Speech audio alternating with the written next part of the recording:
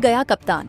Australia से हारकर क्यों रो पड़े सूर्य कुमार यादव, रोते हुए फैंस से मांगी माफी। दोस्तों, आपने मेलबर्न में भारत की शर्मनाक हार देखी। आपने सूर्य कुमार यादव को जल्दी आउट होते देखा, लेकिन क्या आपने देखा ड्रेसिंग रूम के अंदर क्या हुआ? हार के बाद ये कप्तान क्यों टूट गया? क्यों उनकी आंखें भर आईं? और रोते हुए उन्होंने देश के फैंस से ऐसा क्या कह दिया कि सुनकर हर कोई हैरान रह गया।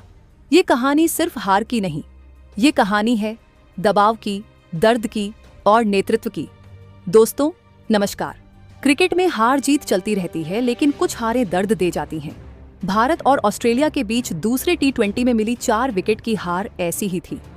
125 रन बनाकर सिमटना और फिर ऑस्ट्रेलिया का इसे 14वें ओवर में जीत लेना, ये किसी सदमे से कम नहीं था।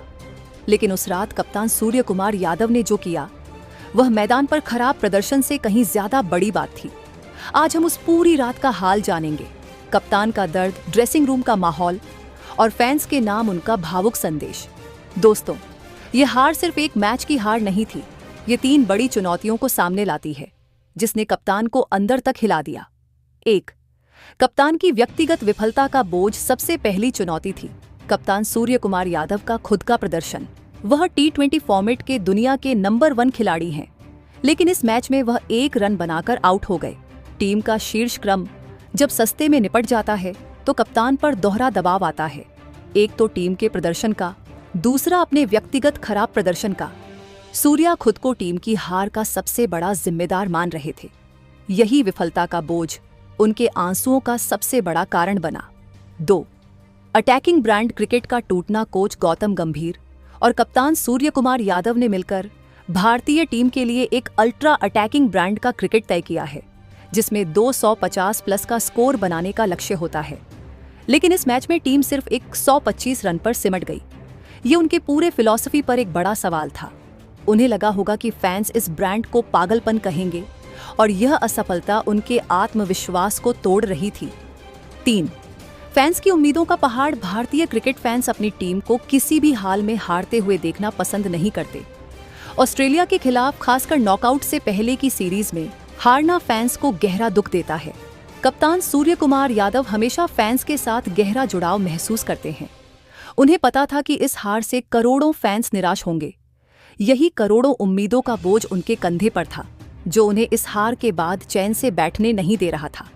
दोस्तों, अब हम उस रात के गहरे और भावुक लम्हों में उतरेंगे, जो इस मैच के बाद के हर पल को, हर शब्द को विस्तार से जानेंगे। 1.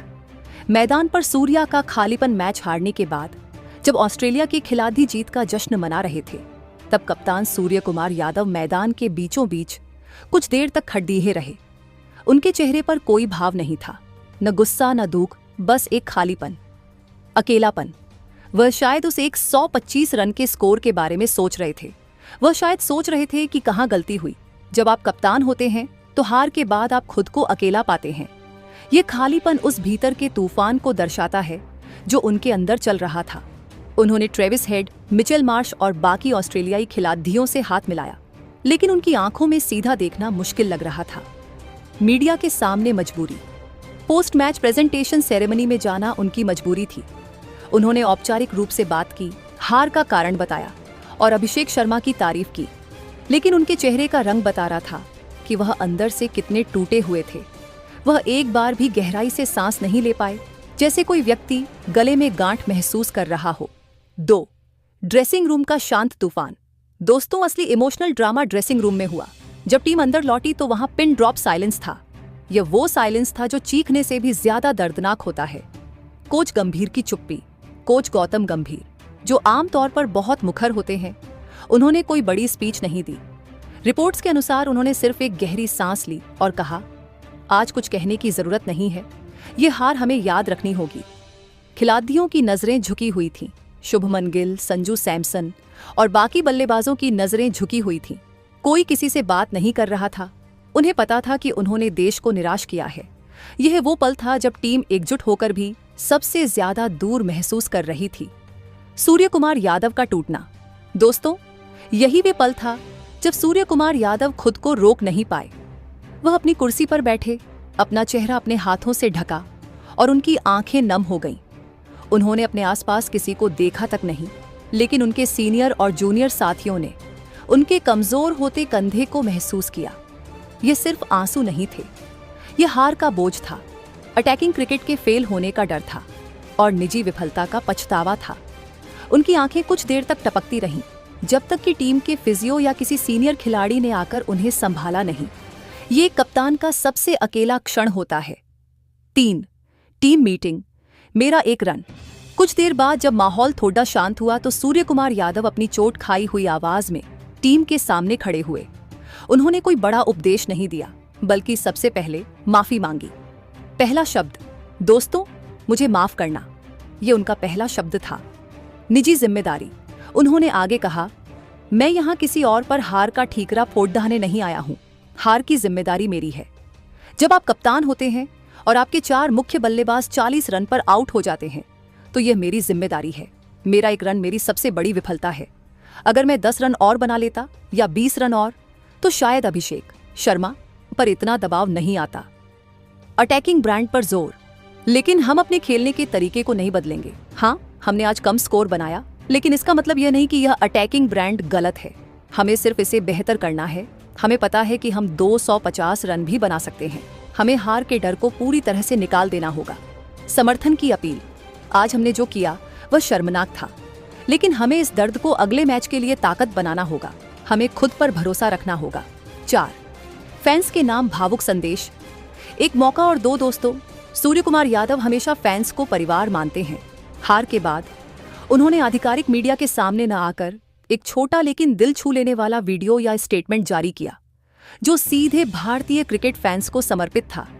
मेरे प्यारे भारतीय क्रिकेट फैंस, आप सभी से हाथ जोड़कर माफी मांगता हूं। मेलबर्न में मिली ये हार, मैं जानता हूं कि यह आप लोगों को बहुत दुख दे रही है। मुझे भी बहुत दुख हो रहा है। यह हार किसी सदमे से कम नहीं है। हम एक 125 रन बनाकर आउट हो गए। ये वो क्रिकेट नहीं है जो हम आपको दिखाना चाहते हैं। हमने मैदान पर अपना सब कुछ दिया, लेकिन कहीं ना कहीं हम रणनीति में पीछे रह गए। मैं अपने व्यक्तिगत प्रदर्शन के लिए भी माफी मांगता हूं। मैं अपनी टीम का नेतृत्व नहीं कर पाया जैसा मुझे करना चाहिए था। आप सभी से बस एक बात कहूंगा, हमारा दिल टूटा है, हिम्मत नहीं। ये सीरीज अभी खत्म नहीं हुई है। हमें पता है कि हमें कहां सुधार करना है।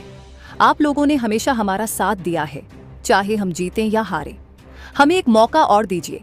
मैं वादा करता हूं, हम अगले मैच में पूरी ताकत से वापसी करेंगे और आपको गर्व महसूस कराएंगे। आपका विश्वास हमारे लिए सबसे बड़ी ताकत है। जय हिंद।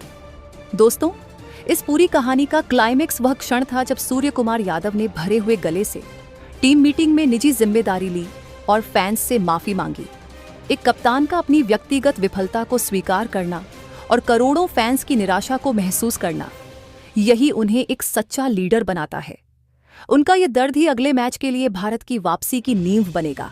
दोस्तों, भारत की ऑस्ट्रेलिया के खिलाफ दूसरे T20 में मिली शर्मनाक हार ने कप्तान सूर्य कुमार यादव को अंदर तक तोड़देच दिया।